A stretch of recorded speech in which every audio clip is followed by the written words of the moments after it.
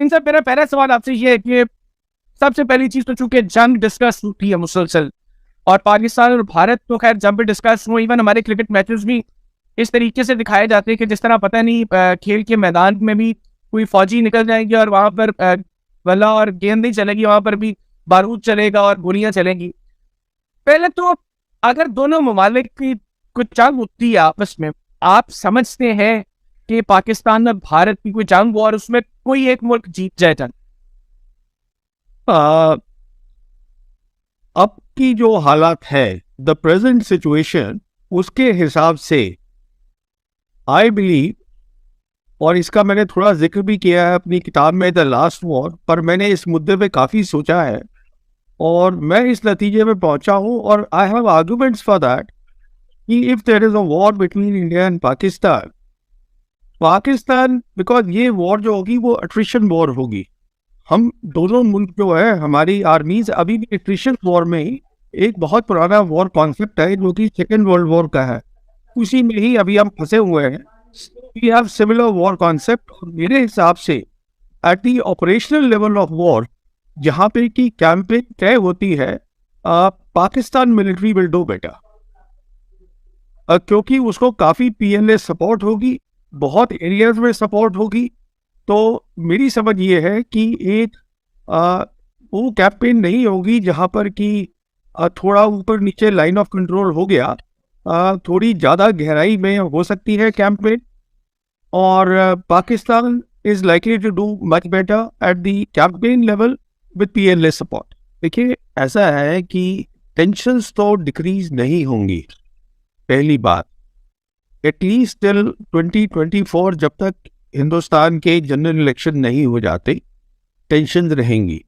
दूसरी बात यह है जो मैं कहना चाहता हूं कि चीन एक बहुत इम्पोर्टेंट रोल प्ले कर रहा है और करता रहेगा साउथ एशिया में, और उसका रीज़न ये है, कारण ये है कि इंडिया और भूटान को छोड़ के बाकी सारे जो मुल्क हैं साउथ एशिया के, वो BRI के साथ है, बेल्ट एंड रोड इनिशिएटिव के साथ। तो चीन की इन्वॉल्वमेंट यहाँ बहुत है। उसके अगर चीन की इन्वॉल्वमेंट है तो अगली बात हमें ये समझनी है कि चीन क्या कर रहा है। चीन को छोटा मोटा काम नहीं कर रहा है। चीन रशिया के साथ एक पूरा, जिसे जो शी जिनपिंग ने कहा था that we are part of the big changes in this century, इस सेंचुरी में कोई बहुत बड़े चेंजेस हो रहे हैं, और वो बड़े चेंजेस क्या हो रहे हैं, वो ये हो रहे हैं कि एक नया सिक्योरिटी आर्किटेक्चर बन रहा है, और साउथ एशिया उसका एक पिवट होगा इंडियन ओशन रीजन में, जैसे कि आसियान दूसरा पिवट होगा वेस्टर्न पैसिफिक में। अब जहां तक साउथ एशिया का ताल्लुक है, SCO जो है, शंघाई कोऑपरेशन ऑर्गेनाइजेशन, वो एक सिक्योरिटी स्ट्रक्चर है जो कि कलेक्टिव सिक्योरिटी में बिलीव करता है। अब कलेक्टिव सिक्योरिटी और ब्लॉक सिक्योरिटी एक दो अलग चीजें होती है। ब्लॉक सिक्योरिटी वो है जो कि अमेरिकन्स करते हैं और जिसको वो बोलते हैं integrated deterrence, which is all about military power. जो चाइना और जो रशिया कर रहे हैं दोनों मिलके, कहने का मतलब ये है कि चाइना चाहता है कि शांति रहे, चाइना चाहता है इंडिया के साथ अच्छे रिलेशन हो, चाइना चाहता है पाकिस्तान और इंडिया के रिलेशन अच्छे हों। यही कारण है जब जनरल बाजवा मिले थे शी जिनपिंग को, जब वो चीफ थे, तो शी जिनपिंग ने उनको बताया था कि देखिए, हम इतने साल हमने इंतज़ार करा हांगकांग के आने के लिए, तो जंग से कुछ हासिल नहीं होगा, और आप कॉन्सेंट्रेट करिएगा कनेक्टिविटी के ऊपर और ह्यूमन सेंट्रिक अप्रोच के ऊपर। और यही कारण है कि आपकी जो सरकार थी उस समय, जिसमें बाजवा साहब भी थे एक हिस्सा, और इमरान खान साहब की सरकार थी, उन्होंने पहला नेशनल सिक्योरिटी पॉलिसी अपनी निकाली थी। उसके बाद फिर जैसे अभी लोगी साहब जिक्र कर रहे थे, तो एक हिंट दे रहे थे, वो अभी आपके मुल्क में पॉलिटिकल इंस्टेबिलिटी आ गई है, पर अब मैं आ गई थी, अब मैं देख रहा हूँ कि फिर से एक कोर्स करेक्शन हुआ है, और कोर्स करेक्शन जो है वो जनरल मुनीर साहब कर रहे हैं। अभी वो अपने जो दौरा, उनका चीफ का दौरा हुआ था, उसमें वो PNA के जो आर्मी जो चीफ थे उनको मिले, आर्मी चीफ को, एक जो फर्स्ट रैंकिंग वाइस चेयरमैन है से मुलाकात हुई है। इसका मतलब एक मिलिट्री सपोर्ट का भी इशू है। जहाँ तक इंडिया का सवाल है, हमें उस बात को ध्यान रखना चाहिए। इसीलिए जब आपने मुझसे पूछा, मैंने आपको जवाब दिया कि at the operational level things will be favourable for the Pakistan army. अब सवाल यह है कि क्या जंग करनी चाहिए, उसका जवाब इस साफ जंग से हासिल हो भी सकता है प्रेजेंट सर्कमस्टेंसेस में, ये मेरी सोच है।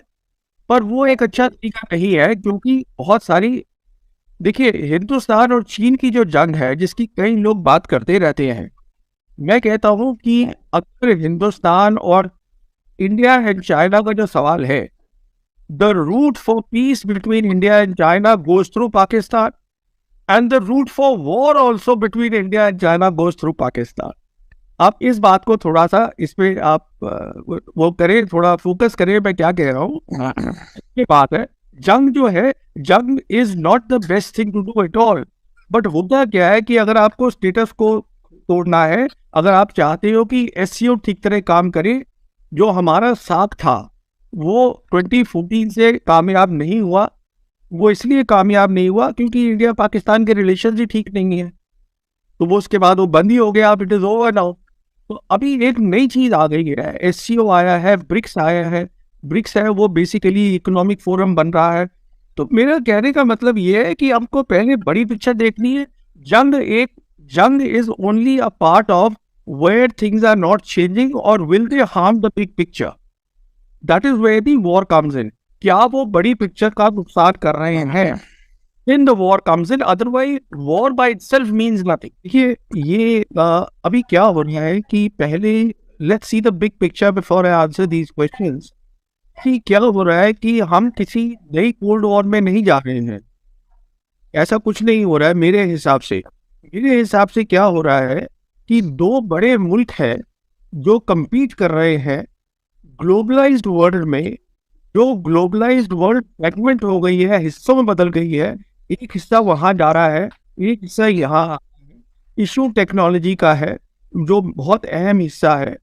अगर प्रॉस्पेरिटी होगी, इसका मतलब दो अलग टेक्निकल स्ट्रीम्स बनेंगी। मैं बात कर रहा हूँ अगले 5, 6 साल 10 साल में होने वाला है। उसमें क्या होता है कि आपको तय करना है, मिसाल के तौर पर पाकिस्तान जैसे है, पाकिस्तान के पास सीपीईसी है, तो वो तय करना है कि क्योंकि और कॉरिडोर बन रहे हैं, बहुत सारे कॉरिडोर बन रहे हैं after this peace between Iran and Saudi Arabia, बन रहे हैं, बहुत पैसा वहाँ लग रहा है, लैंड कॉरिडोर। तो हम वहाँ कहाँ आते हैं? तो कहने का मतलब ये है कि आपकी पार्टनरशिप तो चाइना के साथ है, अब वो और स्ट्रेंथन हो जाएगी, हो जानी चाहिए, ये मैं कह रहा हूँ। अगर आपको प्रॉस्पेरिटी भी चाहिए है, लंबा वो है, तो उसको तो ये कहना कि हम उनकी लड़ाई में नहीं पड़ेंगे या पड़ेंगे, लड़ाई तो वो भी नहीं कर रहे हैं। जहाँ तक चीन का ताल्लुक है, ये पहली बार है, ये हम पूरी मिलिट्री हिस्ट्री में देखेंगे जहाँ वो एक बड़ी ताकत बनना चाहते हैं और बनेंगे on the basis of BRI which is economic prosperity. वो क्या कह रहे हैं, BRI जो है that is about common prosperity and collective security, ये है उनका। So it is not about military power जो कि अमेरिकन कह रहे हैं। पर ये है कि अगर हमको 5G चाहिए, तो मतलब हम जो 4th इंडस्ट्रियल रेवोल्यूशन है उसका हिस्सा बनना चाहते हैं, तो डिजिटल चाहिए, तो हमें किसी एक जो ब्लॉक्स है, block is a wrong word, but जो एक बड़ी ताकत है जो कि स्टैंडर्ड सेट कर रही है, वो हमको उनके साथ चलना पड़ेगा। I am just trying to simplify the whole thing. तो really we have to decide कि हम यहाँ पर आएंगे कि वहाँ आएंगे, क्योंकि हमारी 5G कहाँ से आएगी, हमारे डेटा सेंटर्स कहाँ से आएंगे, वो अमेरिका लाएगा, ये लाएगा, दोनों नहीं ला सकते हैं। हमारा जो इंडस्ट्रियल इंटरनेट है वो वहाँ से आएगा, यहाँ से आएगा, दोनों नहीं ला सकते हैं। तो ये सब चीज़ें हमको तय करनी पड़ेंगी। जब हम ये चीज़ें तय करते हैं, उसके साथ साथ हर मुल्क की अपनी अपनी प्रॉब्लम्स भी होती हैं। मिसाल के तौर पे जैसे अजरबैजान आर्मीनिया है, अब इनकी दोनों की बहुत पुरानी जो है लड़ाई चल रही है, पर अब दोनों ने मेंबरशिप के लिए अप्लाई कर दिया है एससीओ की। तो कोई बड़ी बात नहीं है कि 5 साल के बाद चाइना की हेल्प से वो दोनों की जो प्रॉब्लम है वो सॉर्ट आउट हो जाए, जो कि आज तक नहीं सॉर्ट आउट हो पाई। अब हमारी प्रॉब्लम क्या है, हमारी क्या है कि इंडिया की प्रॉब्लम चाइना के साथ भी है, इंडिया की प्रॉब्लम पाकिस्तान के साथ भी है। ये एक बहुत बहुत डिफिकल्ट सिचुएशन बन जाती है। तो इसके अंदर चीन भी सोचेगा ज़्यादा पाकिस्तान से, क्योंकि चाइना के लिए एससीओ बहुत इंपॉर्टेंट फोरम है। अगर बार बार इंडिया कहेगा कि साहब हम नहीं आपके साथ चलने को तैयार है, हम दूसरे के लोगों के साथ चलने को तैयार है, तो प्रॉब्लम बड़ी हो जाएगी। तो उसमें फिर पाकिस्तान भी आ जाता है विली नीली। तो ये पहली बात हो गई। तो ये नहीं कि हम लड़ाई करना चाहते हैं, बट जिस तरफ दुनिया जा रही है तो आपको कॉमन प्रॉस्पेरिटी के साथ कलेक्टिव सिक्योरिटी भी देखनी पड़ेगी। पहली बात है, it can not be divided, it is indivisible. दूसरी बात, अब डिटरेंस तो ऐसा है ना कि आप कौन तय करेगा डिटरेंस। हिंदुस्तान का जो था सोच थी हमारे न्यूक्लियर वेपन्स हमारी डिटरेंस है, ये सोच थी। पर हुआ क्या, हुआ ये कि अप्रैल 2020 में चीनी आ गए, ये कोई छुपी बात तो है नहीं, और हमारी आगे जमीन पे बैठ गए। इसका मतलब उनको they disregarded our deterrence completely, nuclear deterrence, या ना उन्होंने पूरा डिसरिगार्ड, आके बैठ गए वो। सो डिटरेंस इनफैक्ट मैं ये समझता हूँ शायद हमें ये भी सोचना है, हम क्या न्यूक्लियर वेपन्स को बहुत ज़्यादा अहमियत दे रहे हैं। उसका रीज़न क्या है कि अभी जो डिटरेंस की कॉन्सेप्ट है वो ब्रॉड हो गया है, उसमें साइबर आ गया है, उसमें काउंटर स्पेस कैपेबिलिटीज आ गई है, ये सब डिटरेंस है। और इसके अंदर कोई एट्रीब्यूशन नहीं है, साइबर के अंदर काउंटर स्पेस कैपेबिलिटी में कोई एट्रीब्यूशन नहीं है, and it is doable. Nuclear weapons are not doable. आप यूक्रेन की लड़ाई में देख लीजिए, क्योंकि यहां पर सिंदूर के 4 दिन के बाद दुनिया ने यह देखा कि पाकिस्तान जो है वो हिंदुस्तान फौज का मुकाबला कर सकता है लड़ाई में। और यही कारण है, आप देखिएगा कि वो जो जनरल आसिम मुनीर है वो सब लोग उससे मिल रहे हैं। डोनाल्ड ट्रंप ने उनको 6-7 मई की रात को जो एयर बैटल हुआ था उसमें हमारे क्या जहाज गिरे, क्या हुआ वो बताइए। तो इसको सिर्फ नतीजा देखना चाहिए। डायरेक्टर जनरल मिलिट्री ऑपरेशन थे, आर्मी के बड़े अफसर, उन्होंने फोन कर दिया पाकिस्तान के डीजीएमओ को बोलने के लिए कि देखिए हम बात को और बढ़ाना नहीं चाहते। तो आप बात भी नहीं बढ़ाना चाहते। American national security advisor Condoleezza Rice को उनको मीटिंग से निकाला, उनसे ये दरख्वास्त करी कि देखिए आप वो बताइए प्रेसिडेंट बुश को कि जनरल मुशर्रफ से बात करें और बात को कम करें, टेम्परेचर्स को। ये सारी बात कॉन्डोलीसा राइस ने अपनी किताब में लिखी है, नो हायर ऑनर्स। तो इसका मतलब है कि आपका जो रडार था वो भी ऑन नहीं था। अगर ये गलत है, आप मीटियोर ले गए थे, तो फिर मैं अपनी गलती मान लूंगा। राजनाथ सिंह ये क्लैरिफाई करें पार्लियामेंट के अंदर कि क्या ये बात सही है कि गलत सही बात है, क्योंकि ये तो बहुत ही गलत बात है। अगर आप इंडियन एयरफोर्स, राजनाथ सिंह बहुत ही सुलझे हुए तजुर्बेकार पॉलिटिशियन हैं, देश के रक्षा मंत्री हैं, उनको मालूमात है कि हिंदुस्तान की फौज में क्या हो रहा है, सब जानते हैं। तो जब इतने तजुर्बेकार नेता ऐसी बात कर देते हैं जिसका कोई मतलब नहीं होता, तो उस पर चर्चा जरूरी हो जाती है। तो उन्होंने 2-3 ऐसी बातें कह दी हैं जिस पर चर्चा जरूरी है। पहली बात, उन्होंने सन 1971 की जो लड़ाई हुई थी, हिंदुस्तान पाकिस्तान की जंग, उसको उन्होंने कंपेयर कर दिया, तुलना कर दी उसकी ऑपरेशन सिंदूर से। बोले कि 71 की लड़ाई के अंदर जो बीजेपी लीडर थे वाजपेयी, उन्होंने लड़ाई के बाद जो प्राइम मिनिस्टर इंदिरा गांधी थी उनको मुबारकबाद दी, पर ये नहीं पूछा कि ये बताइए कि कितने हवाई जहाज गिरे इंडियन एयरफोर्स के, हमारा क्या नुकसान हुआ। उन्होंने सिर्फ नतीजा देखा और मुबारकबाद दी।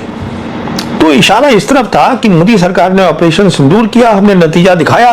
पर ये जो ऑपोजिशन है वो ये पूछ रही है कि 6-7 मई की रात को जो एयर बैटल हुआ था उसमें हमारे क्या जहाज गिरे, क्या हुआ वो बताइए। तो इसको सिर्फ नतीजा देखना चाहिए। अब यहाँ पे राजनाथ सिंह कह रहे हैं हमने भी नतीजा दिखाया, हमने घर में घुस के मारा।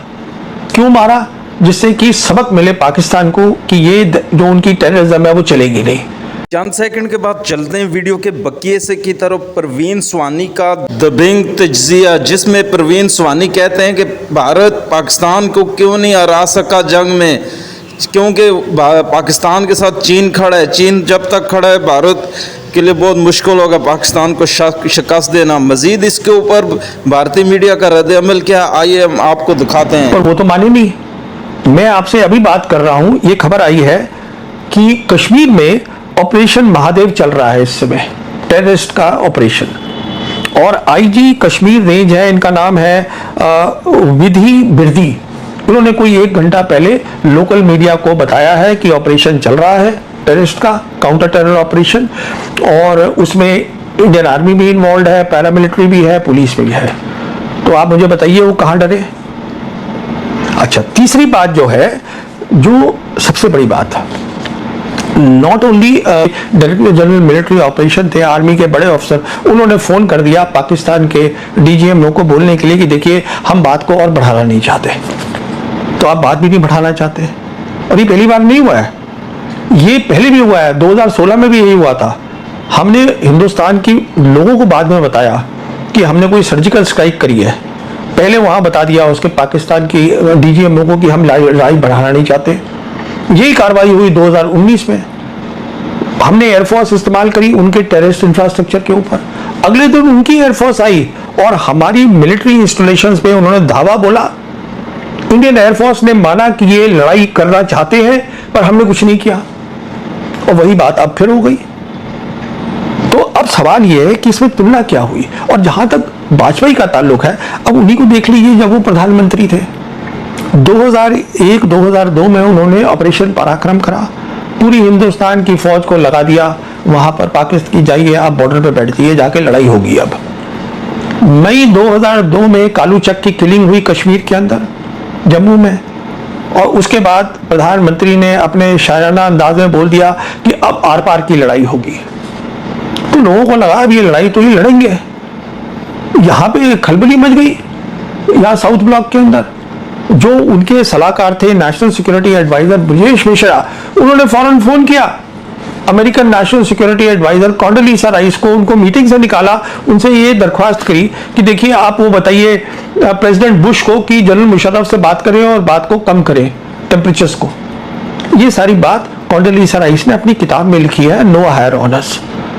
तो ऐसा क्या है बीजेपी लीडर्स में, आप शुरू करते हैं फिर लड़ाई भी नहीं लड़ते। तो पहली बात तो ये थी कि ये मिसाल ही गलत थी, इसकी तुलना नहीं होनी चाहिए थी। अच्छा, दूसरी बात, राजनाथ सिंह ने हमें ये बताया संसद के पार्लियामेंट के थ्रू कि मोदी सरकार ने पूरी फ्रीडम दी हुई थी आर्म्ड फोर्सेस को कि आप जो है तय करिए कैसे करेंगे, क्या करेंगे, टारगेट्स वगैरह सब कुछ बताया था। पर यह भी ठीक नहीं लगता। हम जानते हैं कि इंडोनेशिया में जो हमारे नेवी के एडवाइजर हैं शिव कुमार, उन्होंने एक सेमिनार में बताया कि हाँ हमारे प्लेन्स गिरे हैं इंडियन एयरफोर्स के, और वो इसलिए गिरे हैं पाकिस्तान के एयर डिफेंस सिस्टम्स और मिलिट्री इंस्टॉलेशन पे नहीं करेंगे कुछ भी।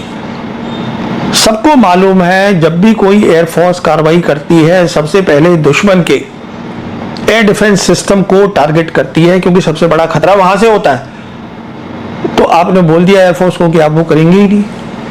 अच्छा, फिर ये एक बीजेपी के ये अंदर के पत्रकार हैं जो कि एग्जीक्यूटिव एडिटर हैं हिंदुस्तान टाइम्स के, इनका नाम है शिशिर गुप्ता। इन्होंने एक लेख लिखा है, इनको अंदर की खबरें मिलती रहती हैं, जिसमें इन्होंने जिक्र किया है कि इंडियन एयरफोर्स ने जब अपनी कार्रवाई करी थी तो उन्होंने सिर्फ जो एयर टू ग्राउंड मिसाइल्स थी, उनके नाम है स्कैल्प मिसाइल और क्रिस्टल गेज मिसाइल, क्योंकि आइडिया ये था, जो ऑब्जेक्टिव था जिसकी जिक्र कर रहे थे राजनाथ सिंह, कि हमें सिर्फ टेररिस्ट के ऊपर टारगेट करना है। तो ये एयर टू ग्राउंड थी हैवी मिसाइल की, वहां जाके ग्राउंड पे जाएगी। इन दोनों मिसाइल के साथ आपको थोड़ी टेक्निकल बात है कि जो फाइटर होता है उसका जो रेडार होता है उसकी कोई जरूरत नहीं पड़ती है उसको मिड कोर्स करेक्शन देने के लिए, मतलब चलते हुए उसको करेक्शन देने की, वो ठीक जगह पे पहुंच जाए मिसाइल।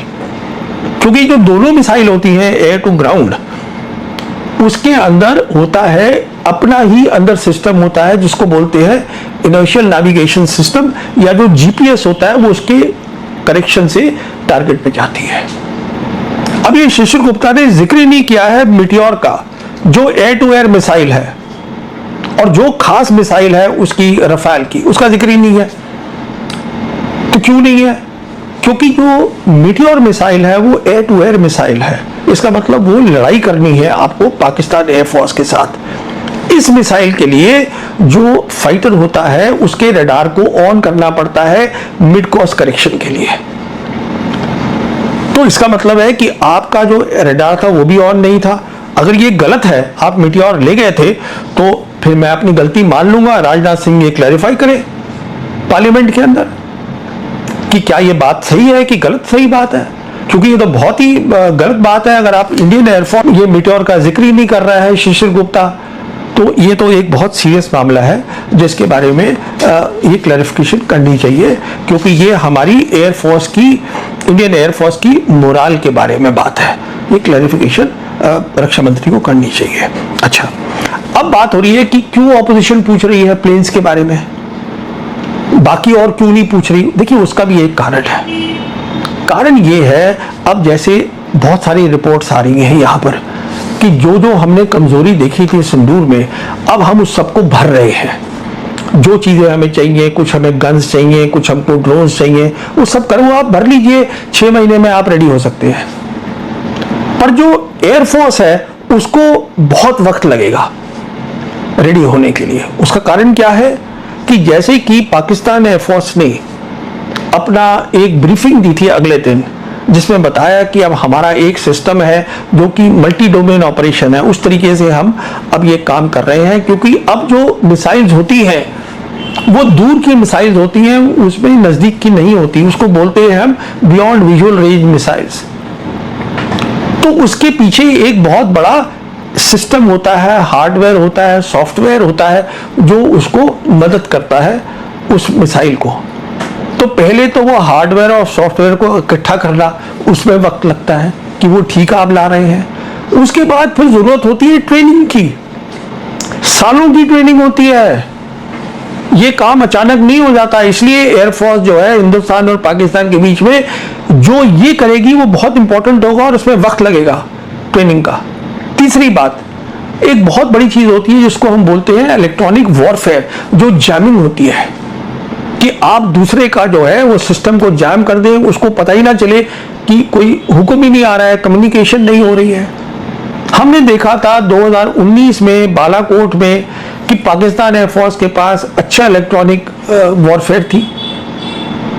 उसके बाद हमको ये भी पता होना चाहिए और होगा पता कि 2020 में उन्होंने एक सेंटर खोला जिसको बोलते हैं centre of artificial intelligence and computing. Pakistan air force ने उसकी मदद करी चीन की फौज ने, और वो इसलिए था कि जो इलेक्ट्रॉनिक वॉरफेयर होती है, क्योंकि ये बहुत बहुत बड़ी चीज होती है, आपको दुश्मन का जो पायलट है वो कुछ सुन ही ना पाए, तो उसको उन्होंने उसमें आर्टिफिशियल इंटेलिजेंस डाला, उसको एक अलग लेवल पे ले गए।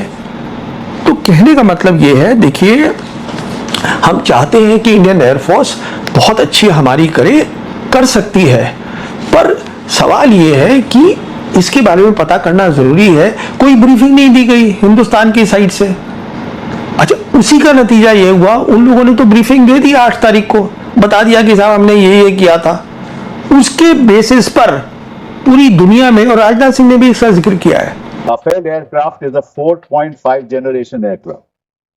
The fact is that China is now going to launch a 6th generation aircraft just now in 2025. तब आप मुझे नहीं, आपका समय समाप्त हो गया। I'm giving you 2 minutes. Please complete in 2 minutes. HAL ने LCA एयरक्राफ्ट का गठन सोचा था 1984 में।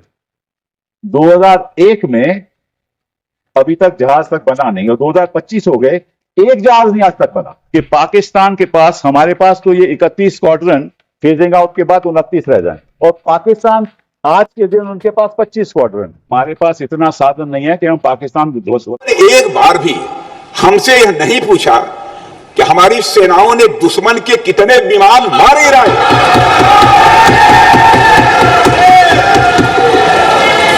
यदि यदि यदि यदि उन्हें यदि यदि उन्हें प्रश्न पूछना ही है अध्यक्ष महोदय, तो उनका प्रश्न यह होना चाहिए, क्या भारत ने आतंकवादी ठिकानों को तबाह किया? तो उसका उत्तर है हाँ। सर 35 ही राफेल है देश में, 35 ही राफेल है। अगर उनमें से कुछ गिरे भी तो देखिए सर, मुझे तो लगता है कि बहुत बड़ी क्षति हुई। 35 राफेल, अगर कुछ उनमें से भी अगर कुछ गिरे तो मुझे लगता है कि जरूरी है, क्योंकि आपको लगता है कि 35 राफेल काफी है, तो अगर कुछ गिरे तो वो भी जरूरी है। और उन्होंने उसके बाद ये कहा कि ये बात अच्छी है कि हमने अपनी गलतियों को समझा, उसको सुधरा, और 2 दिन बाद हमने अपने जेट को उड़ाए और दूर से हमने आक्रमण किया। सर ये मैं थोड़ी जानकारी चाहूंगा। हमारे पास जो हमें संदेश मिलता है कि दुनिया के सबसे बढ़िया और बेहतरीन लड़ाकू जहाज हमारे पास है, सबसे बेहतरीन पायलट हमारे पास है, तो सीडीएस को ऐसा क्या कहना पड़ा, ऐसा क्या परिस्थितियां हैं कि हमारे पायलट हमारे लड़ाकू जहाज क्लोज रेंज में नहीं जा सकते, उनको दूर से ही फायर करना पड़ता।